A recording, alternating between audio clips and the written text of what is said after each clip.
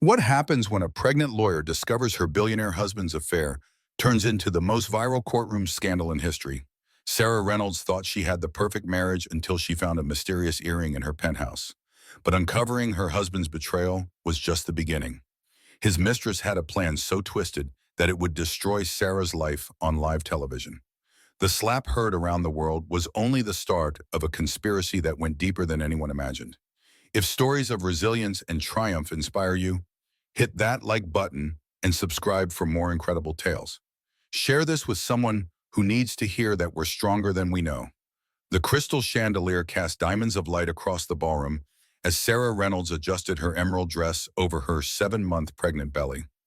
The charity gala buzzed with Manhattan's elite, their laughter mixing with champagne glasses and string quartets. She should have felt triumphant. Her law firm had just landed the biggest corporate merger of the year, and her husband Marcus Wellington stood beside her like the perfect power couple they appeared to be. The grand ballroom of the Plaza Hotel was packed with New York's most influential people. Sarah recognized senators, CEOs, and celebrities mingling beneath the ornate ceiling. This was her world, the life she had built through years of 14-hour days and relentless ambition. Tonight should have been a celebration of everything she had achieved. "Mrs. Wellington, congratulations on your pregnancy," gushed a reporter, camera flashing. "When is the baby due?" "2 months." Sarah smiled, her hand instinctively protecting her bellies. "We're so excited." Marcus squeezed her shoulder, his designer suit impeccable, his smile practiced. "Sarah's going to be an amazing mother. She's the strongest woman I know." The words should have warmed her heart. Instead, they felt hollow, like everything else about their marriage lately. Marcus had been distant for months, claiming work stress, arriving home after midnight with excuses that grew thinner each week. The man who once surprised her with handwritten notes and spontaneous weekend trips had become a stranger who barely looked up from his phone during dinner. In the nursery, another reporter pressed, "Finished it last weekend." Sarah lied smoothly. Marcus had promised to help set it up, then disappeared for 3 days on a supposed business trip to Miami. The nursery remained a collection of unopened boxes and unassembled furniture, a monument to his broken promises. As they posed for more photos, Sarah noticed Marcus checking his phone, his jaw tightening. The screen lit up with a message preview before he quickly turned it away. But she caught a glimpse of a name that made her stomach drop: Brittany. The name meant nothing to her, yet something about Marcus's reaction suggested it should. His face had gone pale for just a moment before he recovered his composure. In 7 years of marriage, Sarah had learned to read her husband's tells, and right now every instinct screamed that something was wrong. "Excuse me," Marcus muttered, stepping away to take the call. Sarah maintained her smile for the cameras, but inside, doubt gnawed at her like hunger. Who was Brittany? She had never heard Marcus mention that name before, yet he was speaking to her with an intimacy that made Sarah's skin crawl. She watched him across the room, noting how he turned away from the crowd, how his voice dropped to barely above a whisper. The rest of the evening passed in a blur of networking and small talk, but Sarah's mind was elsewhere. She watched Marcus from across the room, noting how he laughed too loudly at jokes that weren't funny, how his eyes kept darting to his phone, how he avoided meeting her gaze. When colleagues asked about their plans for the baby, Marcus's responses felt rehearsed, distant, as if he were discussing someone else's life. During the silent auction, Sarah bid on a week at a Hamptons rental, thinking it would be perfect for their baby moon. But when she turned to Marcus for approval, she found him texting again, his fingers moving quickly across the screen. The sight of his secretive communication felt like a physical blow. "Marcus," she whispered, "are you even here with me tonight?" He looked up, startled, quickly pocketing the phone. "Of course, sweetheart. Just some urgent client matters." Another lie. Sarah had been around lawyers her entire career, and she knew the difference between professional correspondence and personal communication. The way Marcus had been typing, the slight smile on his face, the careful way he angled the screen away from her, it all pointed to something far more intimate than business. When they finally returned to their penthouse apartment overlooking Central Park, Sarah kicked off her heels and sank into their leather sofa. The baby kicked restlessly, as if sensing her anxiety. The apartment felt different somehow, Less like home and more like a beautiful stage set where two actors played their roles. Good event tonight, Marcus said, loosening his tie. The Peterson merger should close next month. Marcus, who's Brittany? The question hung in the air like smoke. Marcus froze, his back still turned to her. The silence stretched between them, heavy with unspoken truths. Brittany who? The Brittany who's been texting you all evening. He turned around, his expression carefully neutral. Just someone from work. A marketing consultant we hired for the Miami project. The lie came too easily, too rehearsed. Sarah had been a lawyer long enough to recognize deception, and right now her husband was lying through his teeth. She could see it in the way he wouldn't quite meet her eyes, in the slight tension around his mouth, in the defensive set of his shoulders. I see, she said quietly. Marcus approached her, his smile returning. Don't worry about it, sweetheart. You're hormonal right now. The pregnancy is making you paranoid. The dismissal stung worse than if he had slapped her. Sarah had built her career on logic and evidence, not hormones and paranoia. She had successfully negotiated million-dollar deals and won cases against some of the city's best attorneys. Yet her husband was reducing her legitimate concerns to pregnancy hormones.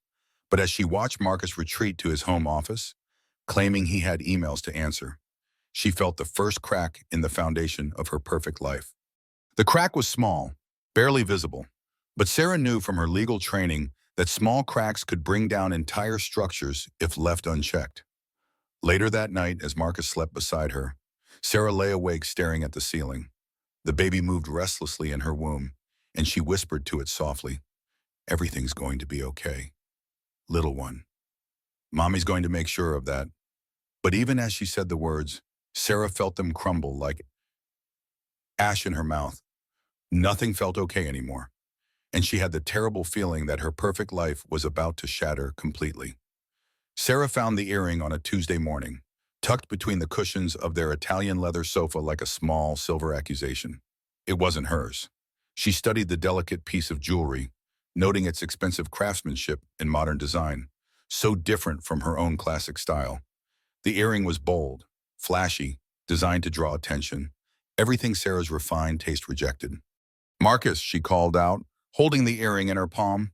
He emerged from the kitchen with his coffee, already dressed in his charcoal suit. The morning routine that had once felt intimate now seemed mechanical. Two people sharing space but not connection. "What is it?" "Honey, I'm running late." "Whose earring is this?" Marcus glanced at the jewelry without really looking, his attention already focused on his phone screen. "Probably fell out of someone's purse at the dinner party last month. You know how these things happen." Another lie, smooth as silk. They hadn't hosted a dinner party in 3 months, and Sarah would have found the earring long before now during their weekly cleaning service visits. She remembered every guest who had been in their home, and none of them wore jewelry this ostentatious. The earring felt warm in her palm, as if it carried the heat of deception. Sarah studied Marcus's face, searching for any sign of guilt or recognition, but found only practiced indifference. "Right," she said softly. "Of course." Marcus kissed her forehead distractedly and left for work, his cologne lingering in the air like a question mark. Sarah sat on the sofa, turning the earring over in her fingers. The baby kicked sharply, as if protesting the tension filling their home. Even her unborn child seemed to sense that something was wrong. Sarah spent the morning trying to focus on case files, but her mind kept drifting to the earring. She found herself Googling the designer's mark, discovering it was from an exclusive boutique in Soho that specialized in statement jewelry for young women. The pieces were expensive but trendy, targeting a demographic at least a decade younger than Sarah. That afternoon, Sarah made a decision that would change everything. She called her assistant and canceled her meetings, then used Marcus's laptop to check their joint credit card statements. What she found made her blood freeze. Charges at luxury hotels on days Marcus claimed to be working late, expensive dinners for two at restaurants she had never been to, including Le Bernardin and Daniel, places they had talked about visiting together but never had. A jewelry store purchase for $800 on the same day he told her he was stuck in back-to-back meetings. The purchase was from the same Soho boutique where the earring originated. Her hands trembled as she scrolled through months of deception. Each charge told a story of betrayal, of a double life Marcus had been living while she carried his child. The baby shifted restlessly, and Sarah placed her hand on her belly, whispering apologies for the stress she couldn't hide. The worst discovery came when she found the offshore account statements tucked behind Marcus's business files. $2.3 million transferred in increments over the past 6 months. Money from their joint savings, from her earnings, from accounts she had trusted him to manage while she focused on her pregnancy and her cases. Sarah printed everything, her legal training kicking in even as her heart broke. She organized the evidence methodically, creating a timeline of Marcus's betrayal. The pattern was clear as her pregnancy progressed and she became more dependent on him. Marcus had systematically stripped their accounts and built a financial foundation for his new life. Universal dilemma, she whispered to herself, echoing a phrase from law school. When the person you love most becomes a stranger. Every married person feared this moment. She realized, the moment when love turned to betrayal, when trust crumbled into dust. It was the most common fear in human relationships, and now it was her reality. She had seen it happen to clients, had helped them navigate the legal aftermath, but she had never imagined it could happen to her. That evening, Sarah sat in the nursery, surrounded by unopened boxes of baby furniture. The room felt cold and empty, like her marriage. She had imagined decorating this space with Marcus, choosing colors together, arguing playfully about where to put the changing table. Instead, she sat alone with printed bank statements that documented his systematic betrayal.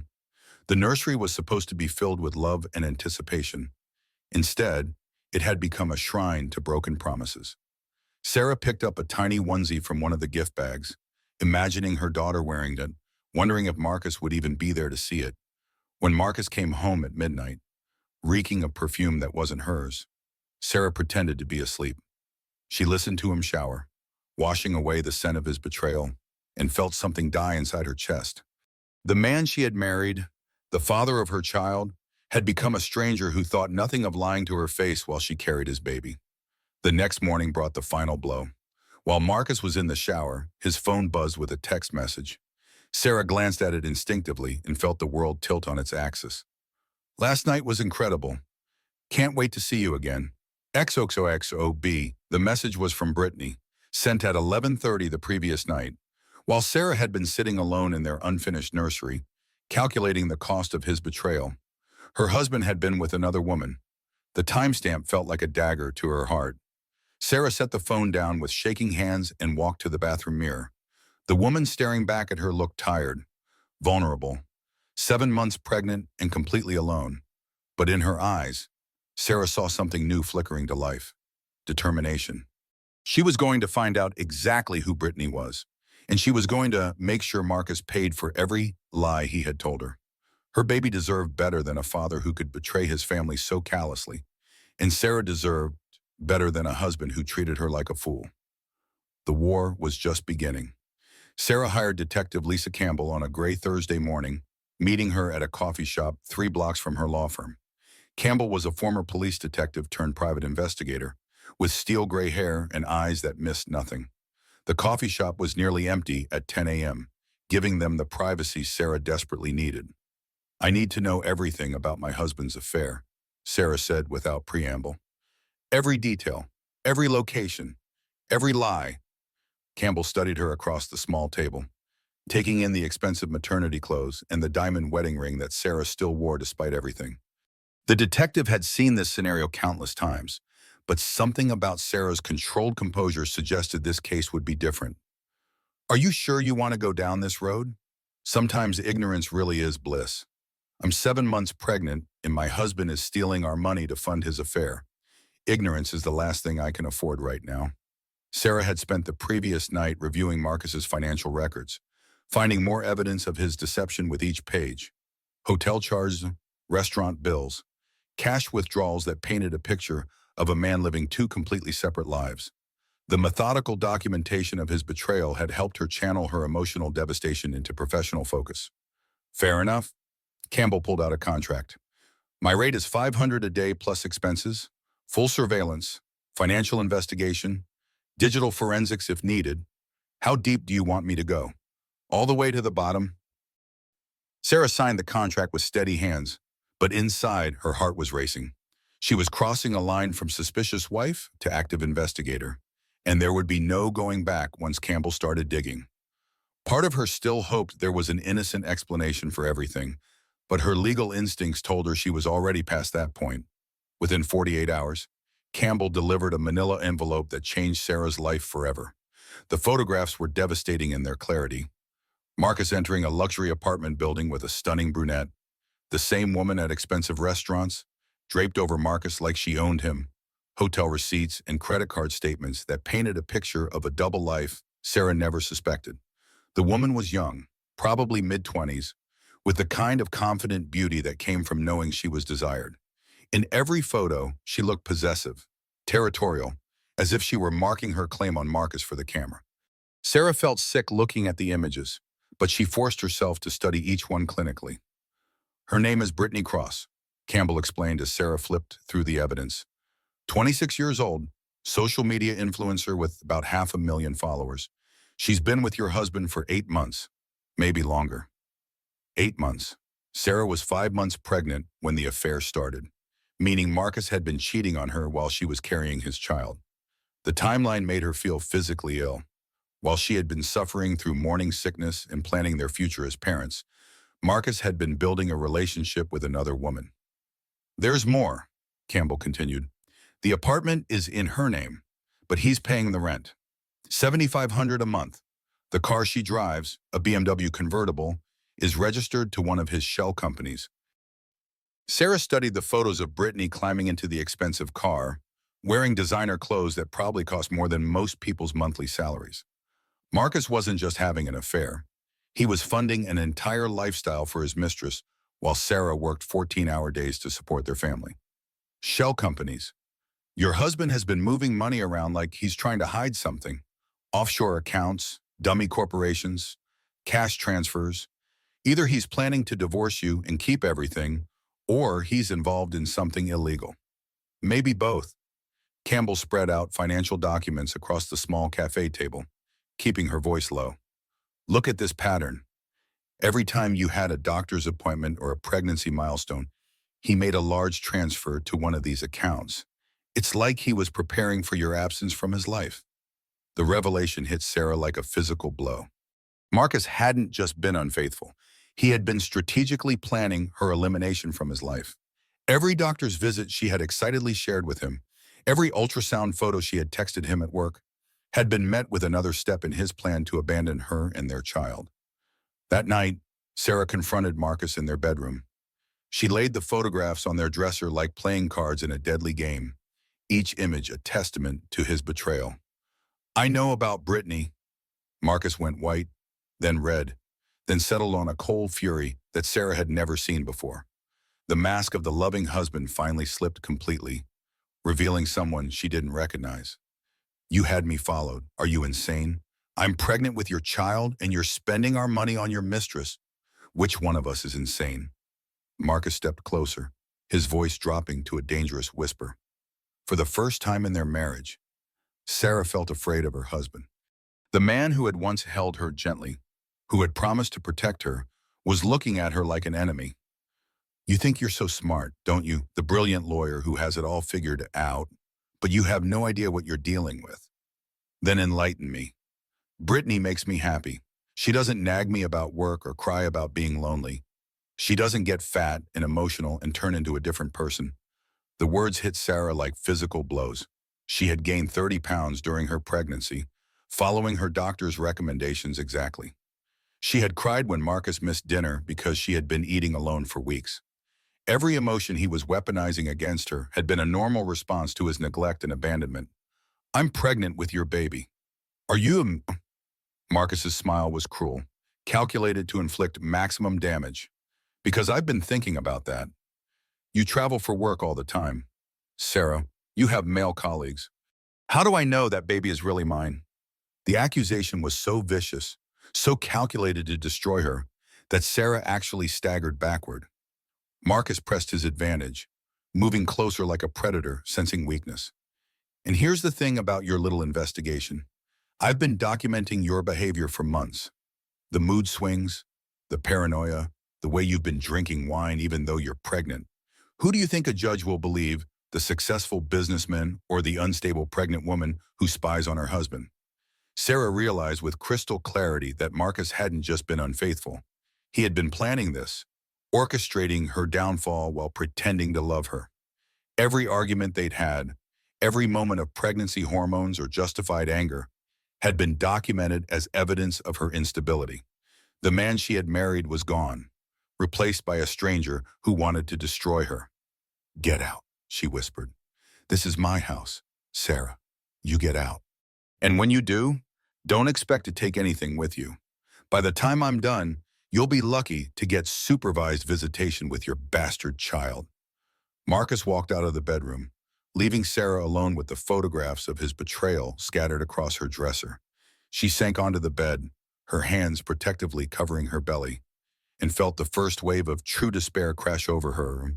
She had thought she was investigating an affair. Instead, she had uncovered a conspiracy designed to strip her of everything she had ever worked for. And Marcus was just getting started. Brittany Cross was everything Sarah was not. Where Sarah was refined and professional, Brittany was bold and provocative. Her Instagram feed was a carefully curated display of designer clothes, exotic vacations, and posed photos that screamed luxury and youth. Sarah studied her rival from her office computer, clicking through hundreds of posts that chronicled a life of indulgence funded by stolen money. Each image felt like a knife twist. Brittany at fashion shows wearing dresses that cost more than Sarah's monthly mortgage payment. Brittany in first-class airplane seats heading to destinations Sarah had only dreamed of visiting. Brittany wearing a bracelet Sarah now recognized from Marcus's credit card statements. The same bracelet she had admired in a magazine and mentioned wanting for their anniversary. But it was the most recent post that made Sarah's blood boil. A photo of Brittany's manicured hand holding champagne, with the caption, "Sometimes you have to take what you want, even if it belongs to someone else. No regrets." The post had been liked by hundreds of people, with comments ranging from encouragement to criticism. But what caught Sarah's attention was the location tag, the Plaza Hotel, where she and Marcus had spent their first anniversary. The same hotel where they had made love and talked about their future children, where Marcus had promised her forever. Sarah scrolled through the comments, her heart breaking with each supportive message. "You go, girl. Take what's yours. He chose better." The casual cruelty of strangers celebrating the destruction of her marriage was almost unbearable. That evening, Brittany escalated the war. She began posting photos that were clearly meant for Sarah to see. A selfie in what looked like Marcus's office, taken from the chair where Sarah had sat countless times discussing their life together. A picture of expensive lingerie with the caption, "His favorite color," the same shade of blue Sarah had worn on their wedding night. Most painful was a video of her laughing in what Sarah recognized as their weekend house in the Hamptons, the house where she had planned to spend maternity leave, where she had imagined teaching their daughter to walk on the beach. Brittany was lounging on the deck furniture Sarah had chosen, drinking wine from glasses Sarah had registered for their wedding. The message was clear. Brittany had claimed Marcus's entire world, and she wanted Sarah to know it. She wasn't content with just stealing her husband. She wanted to inhabit every space that had once been theirs.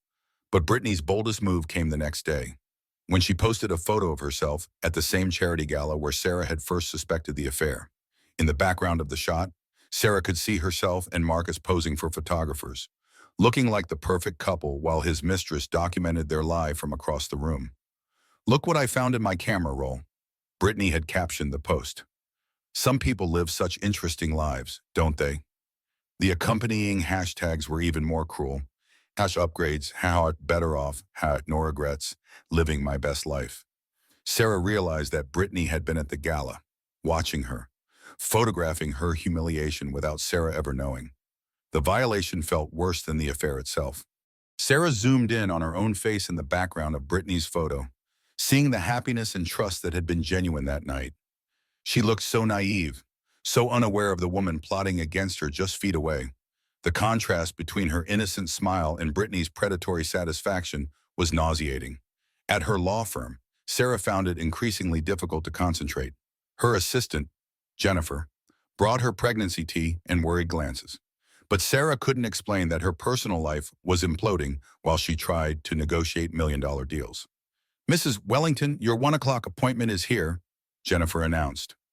Sarah looked up from her computer, where she had been researching divorce attorneys instead of preparing for client meetings.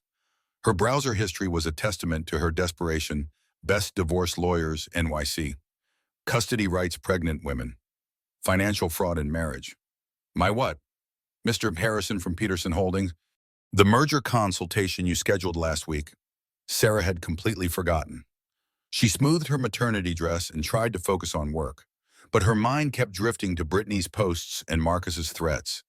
The woman who had once thrived on complex legal challenges now couldn't remember basic appointments. During the meeting, she found herself spacing out while Mr. Harrison discussed acquisition terms. The baby kicked restlessly, picking up on her stress, and Sarah had to excuse herself twice to use the bathroom where she could breathe deeply and try to regain her composure. "Are you feeling all right, Miss Wellington?" Mr. Harrison asked with genuine concern. "Perhaps we should reschedule." "No, I'm fine, just pregnancy fatigue."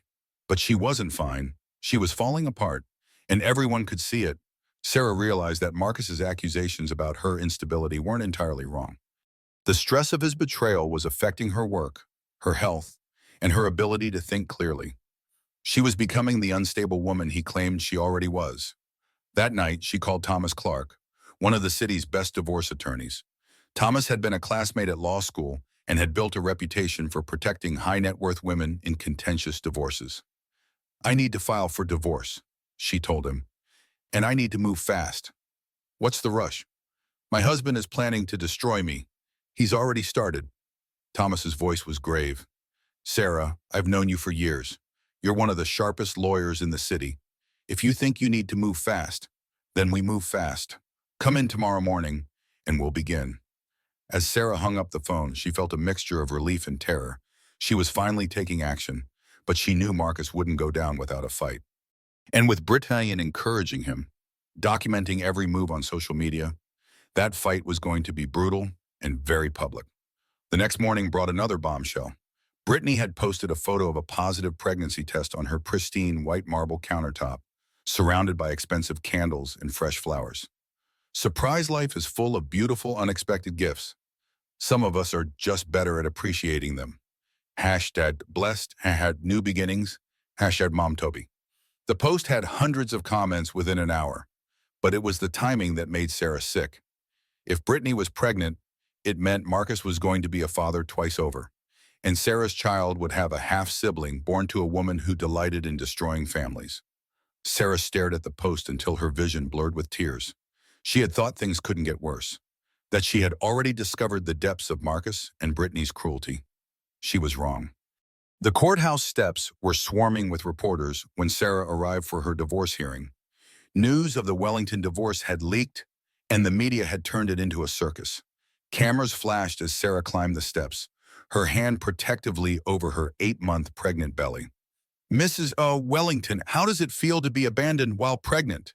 shouted one reporter. "Are you asking for full custody?" called another. Sarah kept her head down and pushed through the crowd, her attorney Thomas Clark guiding her with a firm hand on her elbow. Inside the courthouse, things didn't get better.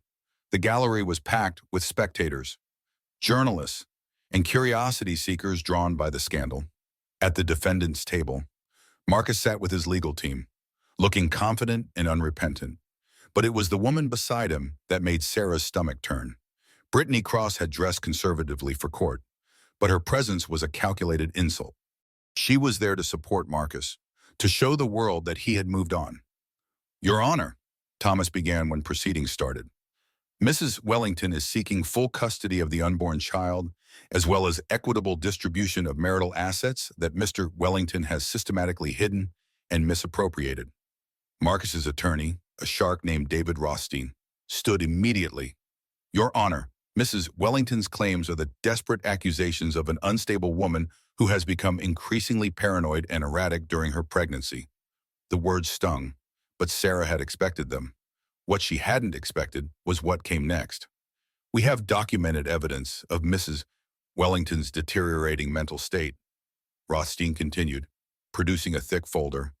"Surveillance footage of her following my client, evidence of her hiring private investigators to harass him, and medical records showing concerning behavior patterns."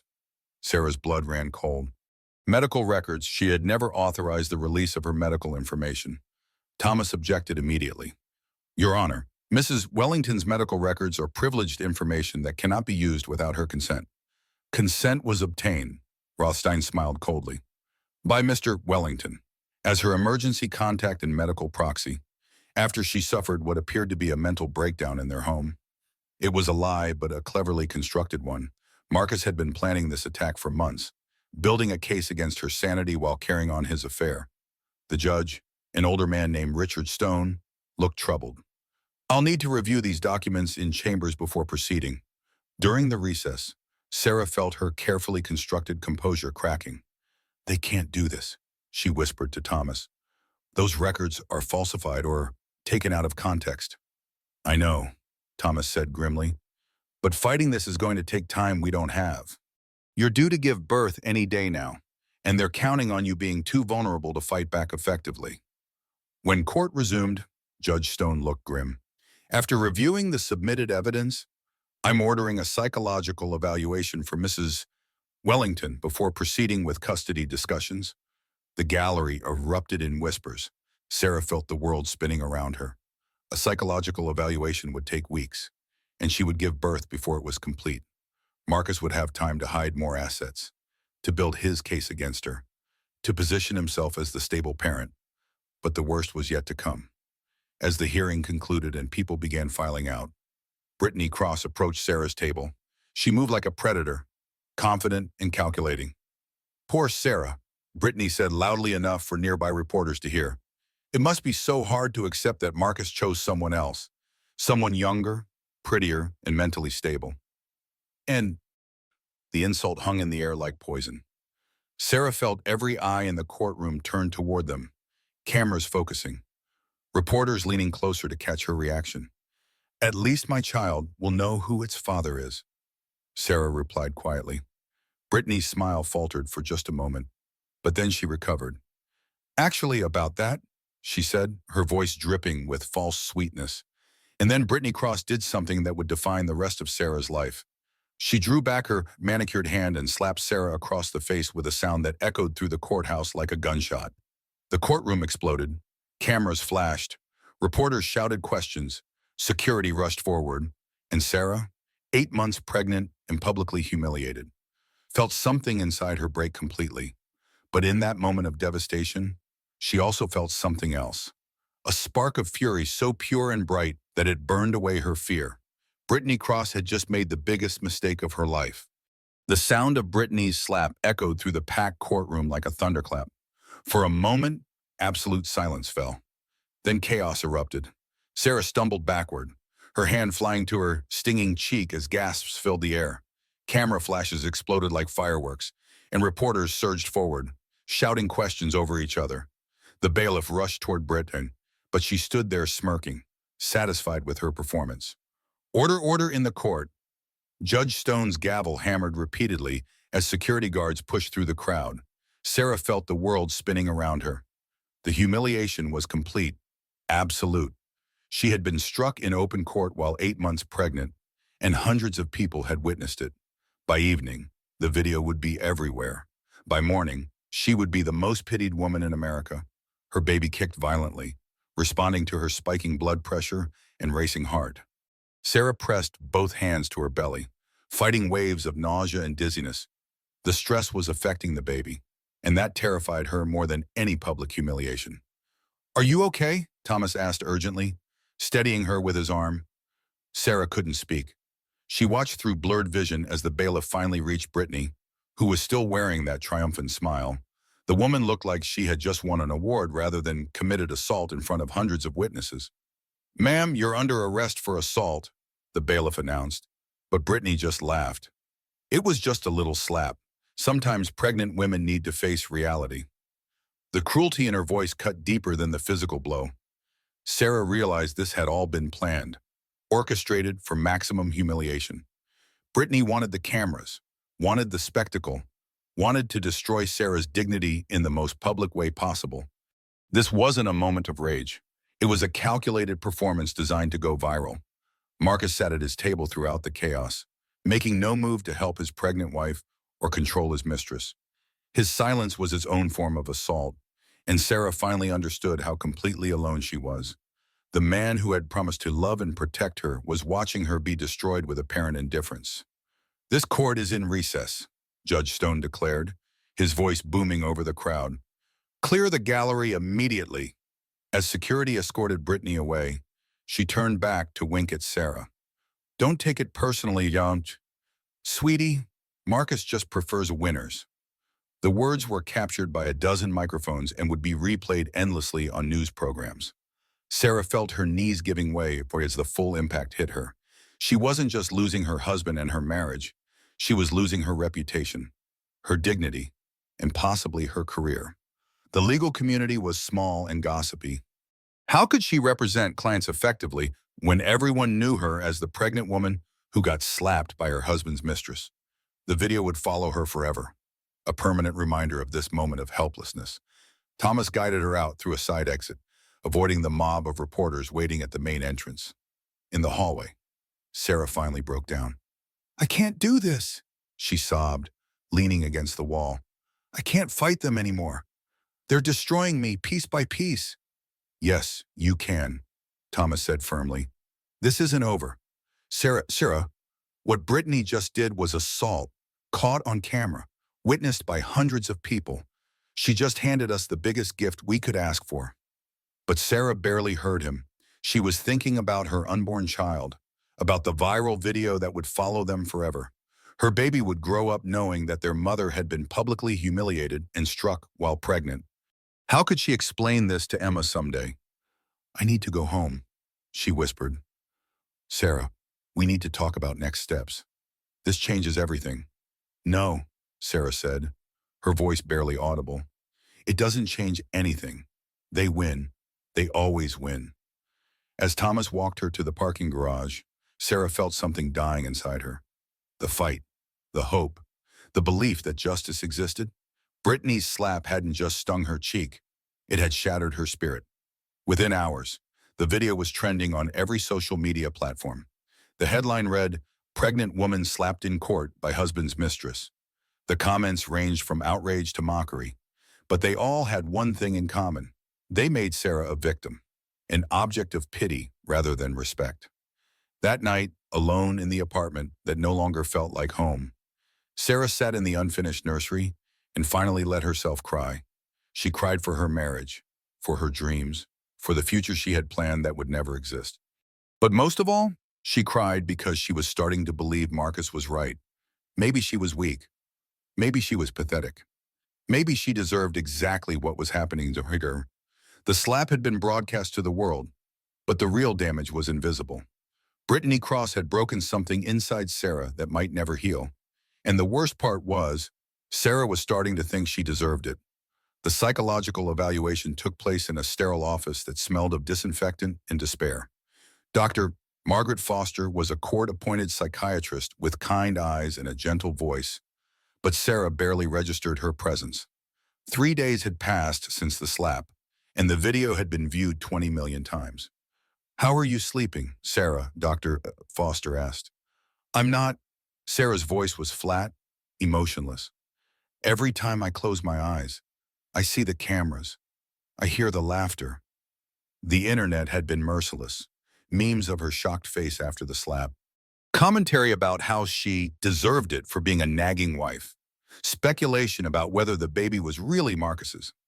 Each cruel comment felt like another blow, another confirmation that the world saw her as pathetic and weak.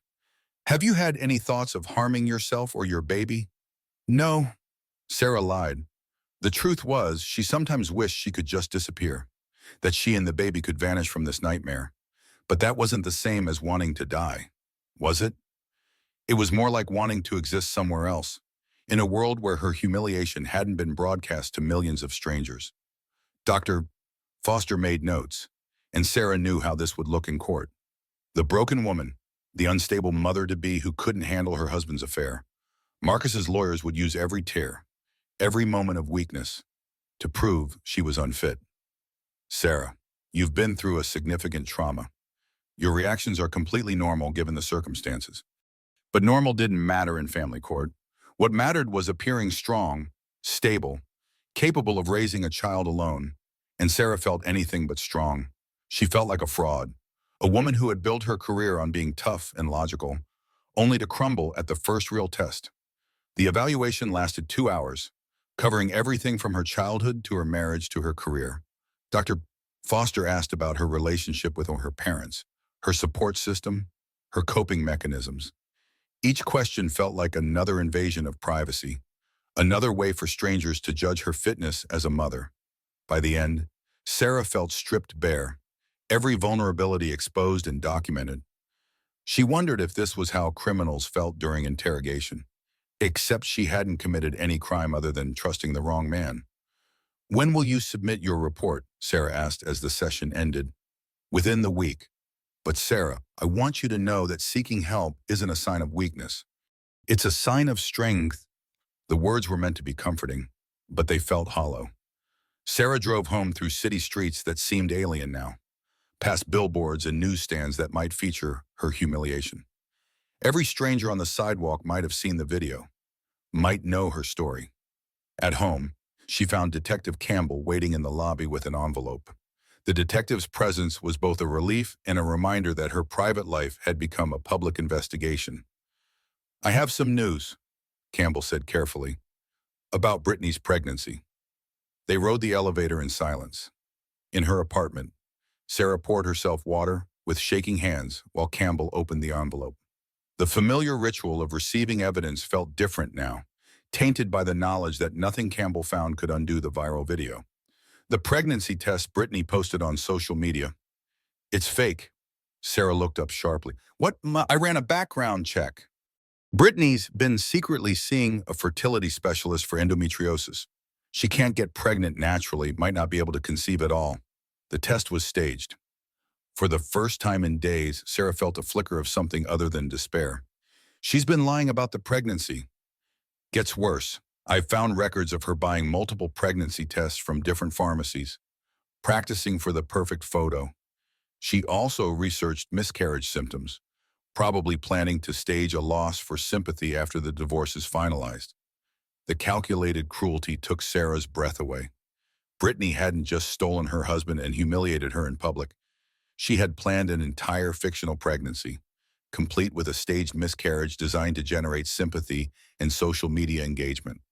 She planned all of this, every bit of it, the social media posts, the court appearance, even the slap. She's been building her brand as the woman who stole Marcus Wellington, and your pain is her content. Sarah sank into her chair, overwhelmed by the revelation. Brittany wasn't just destroying her marriage, she was monetizing the destruction. The affair, the humiliation, the slap. It was all performance art designed to gain followers and attention. Sarah's real suffering had become entertainment for millions of strangers. "There's more," Campbell continued. "Marcus doesn't know about her fertility issues. She's been taking his money for prenatal vitamins and doctor visits while seeing the fertility specialist in secret. She's playing him too." The baby kicked, and Sarah realized she was crying again. But this time, the tears weren't from despair. They were from rage. Pure, cleansing rage that burned away the self-pity and shame she had been drowning in.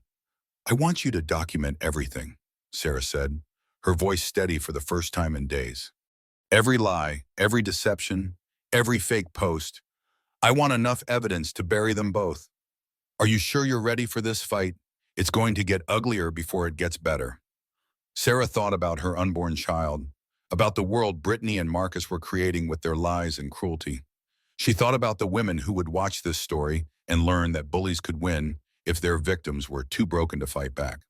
She thought about Emma, who deserved a mother who fought for what was right. "I'm ready," she said.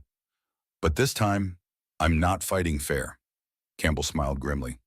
"Good, because neither are they." As the detective left, Sarah felt something she hadn't experienced in weeks: hope. She was still alone, still pregnant, still facing a vicious legal battle. But now she had weapons, and more importantly, she had remembered who she was beneath the humiliation. And she was finally angry enough to use them. The war was far from over. In fact, it was just beginning. Sarah's labor pains started at 3 in the morning, 2 weeks before her due date. She managed to drive herself to the hospital, calling Thomas from the delivery room between contractions. "Don't let them know," she gasped into the phone. "If Marcus finds out the baby's coming, he'll try to be here for the birth. Make it look like he cares. Focus on having a healthy baby," Thomas replied. "We'll handle everything else." 8 hours later, Sarah held her daughter for the first time. Emma Grace Wellington was perfect, with dark hair and her mother's determined chin. As Sarah looked into her daughter's eyes, she felt a clarity she hadn't experienced in months. This child deserved better than the chaos surrounding her birth. She deserved a mother who fought back. Sarah kept the birth secret for 3 days, time she used to recover and plan. Detective Campbell visited on the second day with a flash drive full of evidence. "We've got them," Campbell announced. "Bank records showing Marcus moved $4.7 million to offshore accounts. Video footage of him and Brittany at the fertility clinic, where he's paying for treatments she can't possibly need. And the best part, Brittany's been selling the story of your marriage to tabloids." Sarah adjusted Emma in her arms, marveling at how light she felt despite carrying the weight of her family's future. "Selling stories, exclusive interviews about what a terrible wife you were, how you drove Marcus away with your ambition and mood swings. She's made over $100,000 selling lies about you to gossip magazines." The violation was breathtaking, but Sarah no longer felt victimized by it. Instead, she felt energized. "What about the psychological evaluation?" Foster submitted her report yesterday. "She concluded that you're suffering from situational depression and anxiety directly caused by your husband's emotional abuse and infidelity. She recommended therapy, not the removal of custody rights." Sarah smiled, the first genuine smile she'd felt in months. "And Judge Stone?" "That's where things get interesting. Stone's been getting pressure from the media attention. 20 million people watched you get slapped while pregnant, and public opinion is turning against Marcus and Brittany. The judge doesn't want to be remembered as the man who let them destroy a new mother." On the fourth day, Sarah was ready to reveal her secret weapon. She called a press conference from her hospital room, with Emma sleeping peacefully in her arms. "Ladies and gentlemen," she began, her voice clear and strong, "I'd like you to meet Emma Grace Wellington, born 3 days ago. As you can see, despite everything that's happened, she's perfect and healthy." The reporters in the room leaned forward, sensing a story. "Over the past months, my husband and his mistress have tried to convince the world that I'm unstable, unfit to be a mother, and deserving of public humiliation. Today, I'm here to set the record straight." Sarah nodded to Thomas, who began distributing packets of evidence to the assembled media. "These documents show that my husband systematically stole money from our joint accounts to fund his affair. He paid for his mistress's luxury apartment, her car, her shopping sprees, all while I was pregnant with his child. He also paid for fertility treatments for a woman who was supposedly already pregnant." Murmurs rippled through the room as reporters flipped through the evidence. "My husband's mistress, Brittany Cross, has been selling fabricated stories about our marriage to tabloids while posting fake pregnancy tests on social media. She orchestrated the assault on me in court where it is a publicity stunt to gain followers and media attention." Sarah's voice grew stronger with each revelation. "Most importantly, she's been monetizing my pain, turning the destruction of my family into her personal brand." "Mrs. Wellington," called out a reporter from CNN, "what do you want people to know about this situation?" Sarah looked down at Emma, then back at the cameras. "I want them to know that bullies only win when good people give up fighting. I also want them to know that this shared experience of betrayal and public humiliation has taught me something important. We're stronger than we know, and we don't have to accept other people's definitions of our worth." The press conference ended with thunderous applause, something Sarah had never expected. As the reporters filed out, Thomas squeezed her shoulder. "That was brilliant. You've just changed the entire narrative." "No," Sarah said, looking at her daughter's peaceful face. "I've just decided to stop letting other people write my story." Within hours, the tide of public opinion shifted completely. Hashtag on Team Sarah began trending on social media, with millions of people sharing their own stories of betrayal and resilience. Marcus and Brittany found themselves the targets of the same vicious commentary that had once been directed at Sarah. But Sarah wasn't finished yet. She had one more move to make, and it would end the war once and for all. The emergency court hearing was called for the following Monday. Judge Stone had reviewed the new evidence and decided the case needed immediate resolution. The media attention had reached fever pitch, with protesters gathered outside the courthouse holding signs reading, "Justice for Sarah" and "Protect Baby Emma."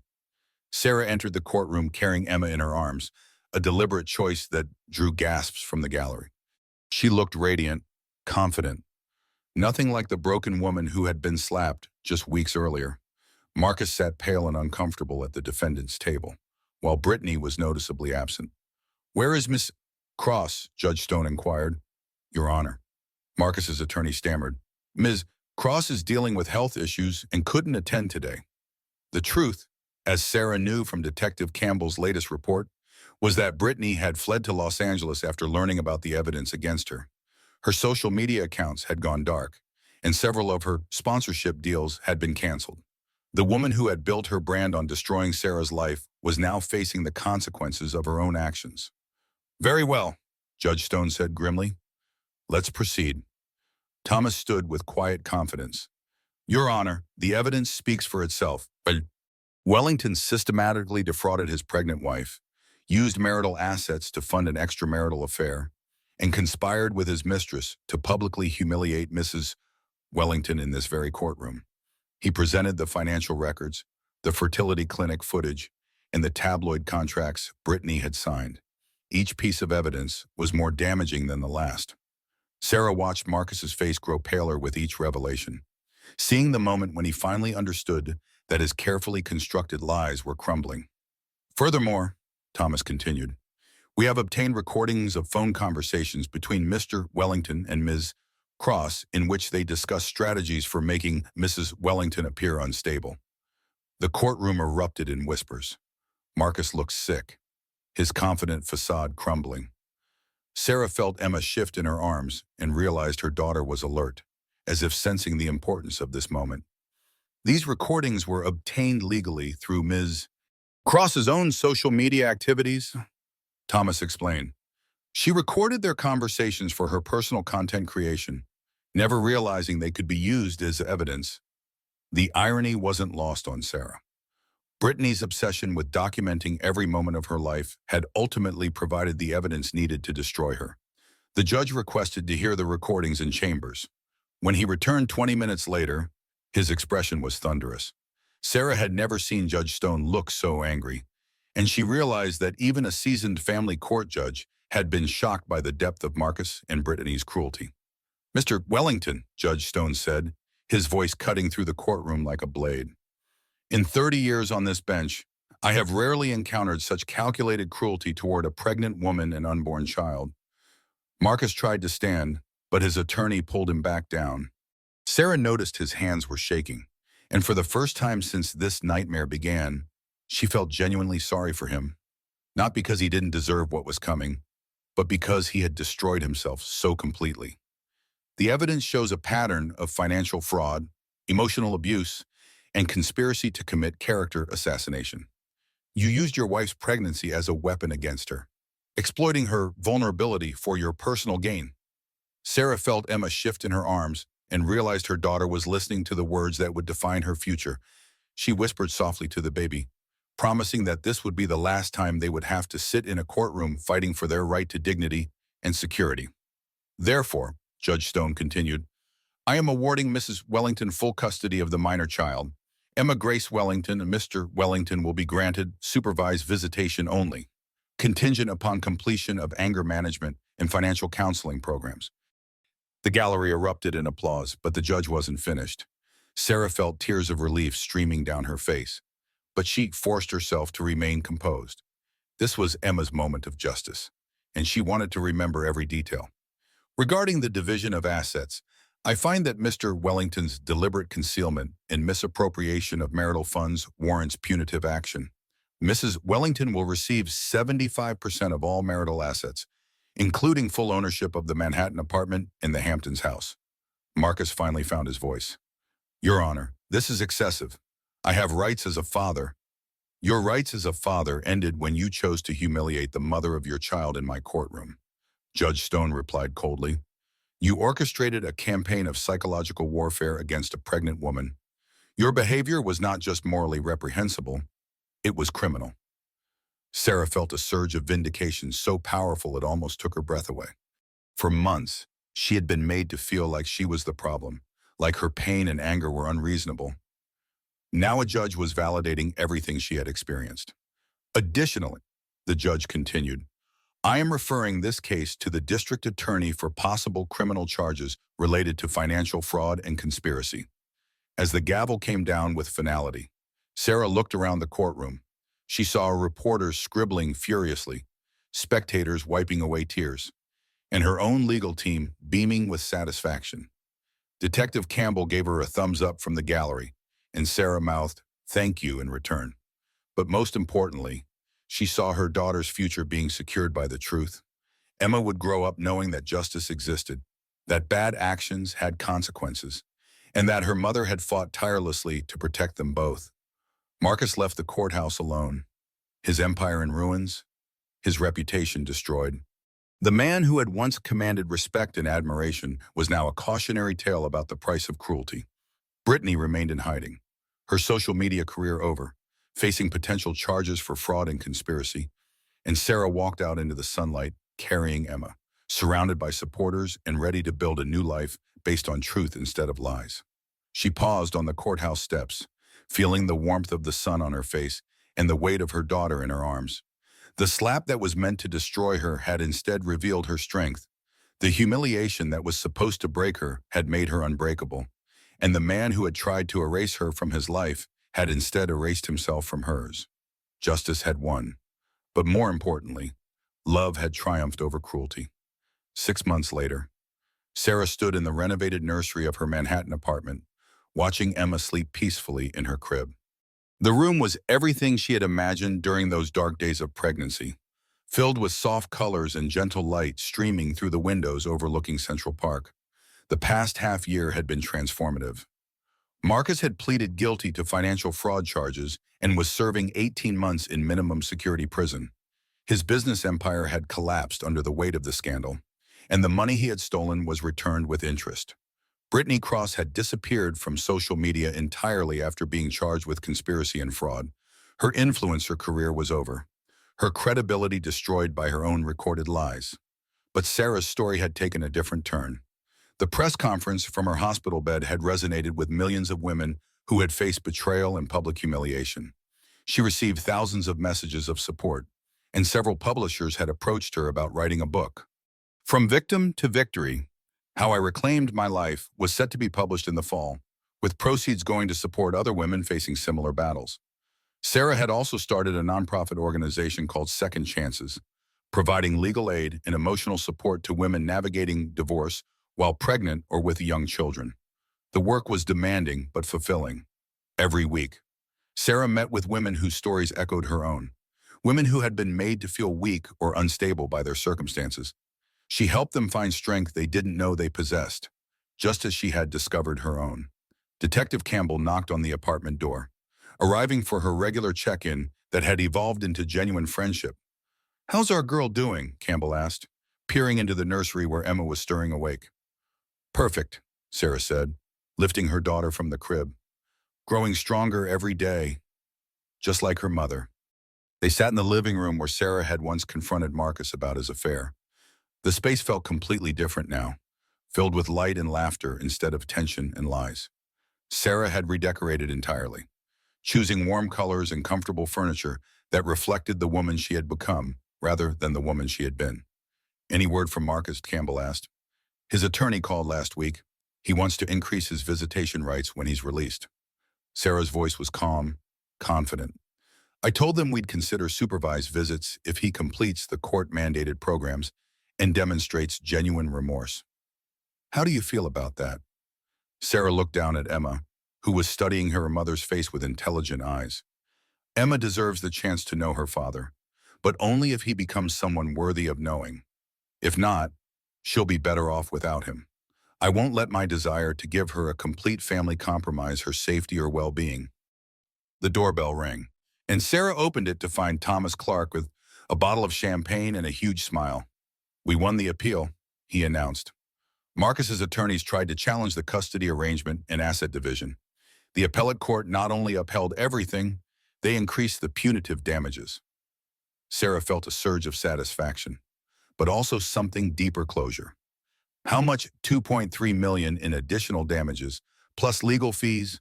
The court found his behavior so egregious that they wanted to send a message. Sarah set the champagne aside and picked up Emma, who gurgled happily in her arms. The money was important for her daughter's future, but it wasn't what mattered most anymore. She had learned that security came from within, not from bank accounts or court judgments. You know what the real victory is, Sarah said, looking at her daughter's perfect face. Emma will grow up knowing that when someone tried to destroy us, we didn't just survive. We thrived. Her phone buzzed with a text from Dr. Foster, the psychiatrist who had evaluated her during the darkest days. Saw your interview on Good Morning America. You've become an inspiration to so many women. I'm proud of how far you've come. Sarah smiled, remembering how broken she had felt during that evaluation. The woman sitting in Dr. Foster's office had been drowning in despair. The woman she was now had learned to swim in even the deepest waters. There's something else, Thomas said, his tone shifting to excitement. Judge Stone wants to speak with you about a position on the Family Court Reform Committee. Apparently, your case has sparked discussions about protecting victims of domestic financial abuse. This opportunity to help change the system that had nearly failed her was tempting. But Sarah had learned to be cautious about overcommitting. Emma needed her mother present and focused, not scattered across a dozen worthy causes. I'll consider it, she said. After the book tour, and once Emma is a little older, as the afternoon sun filled the apartment with golden light, Sarah reflected on the journey that had brought her here. The slap that was meant to be her lowest moment had instead become her turning point. The humiliation that was designed to break her spirit had revealed reserves of strength she never knew she possessed. She thought about that moment in the courtroom when Brittany's hand had struck her cheek, and how it had felt like the end of everything. But it hadn't been an ending at all. It had been a beginning. The moment when she stopped being a victim of her circumstances and started being the author of her own story. Wisdom comes from the hardest lessons, she whispered to Emma. And sometimes the people who try to hurt us end up teaching us exactly how strong we really are. Emma smiled as if she understood, and Sarah felt her heart overflow with gratitude. Not for the pain she had endured, but for the woman it had revealed her to be. The betrayal had been devastating, but it had also been illuminating. She had learned who her true friends were, what she was capable of surviving, and what really mattered in life. The slap heard round the world had been meant to silence her. Instead, it had given her a voice that millions of people needed to hear. A voice that said, you are not alone. You are stronger than you know. And your story doesn't end when someone else tries to write the final chapter. Outside the apartment windows, New York City hummed with life and possibility. Sarah Wellington had been knocked down, publicly humiliated, and nearly destroyed. But she had risen stronger, wiser, and ready to help others find their own strength. The story that began with betrayal had become a testament to the power of resilience. And as Emma grew up, she would know that no matter what challenges life brought, her mother had faced the worst and emerged victorious. The fairy tale had ended in divorce court, but the real story, the one about courage and justice and love conquering cruelty, was just beginning, and they all lived truthfully ever after.